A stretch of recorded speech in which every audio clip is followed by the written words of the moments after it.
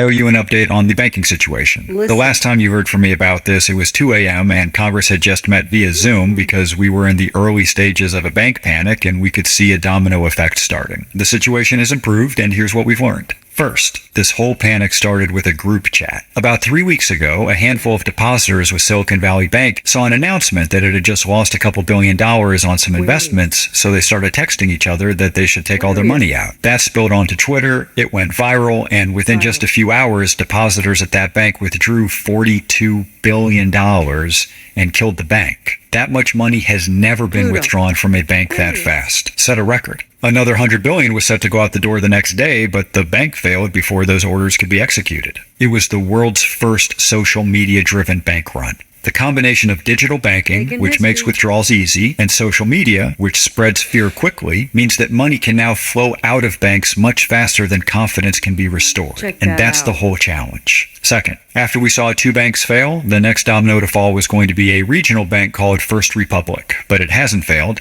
And here's why. Since all this began, what you've seen is people withdrawing money from regional banks and moving it to big banks. In the last few weeks, those big banks have taken in hundreds of billions of dollars in new deposits. So what we asked these big banks to do was to take some of the money they've just received and transfer it back into this regional bank that was in a lot of trouble. The idea was to change that bank from a domino into a firewall. That was over 2 weeks ago, and it may have worked. First Republic stands. Third, the first of many congressional hearings on these bank runs was held last week, and it is already clear that the run-up to all of this involved failure on multiple levels. Executives at Silicon Valley Bank made bad investments and then sold millions of dollars worth of their own stock just days before telling everyone else that they had lost a bunch of money. Federal regulators didn't step in soon enough, despite clear signs that they should. Congress rolled back regulations on banks like the ones that are in trouble right now about 5 years ago, which allowed them to take more risk with less scrutiny. And, of course, some depositors with Silicon Valley Bank worked themselves up into such a frenzy that they started a bank run that took out their own bank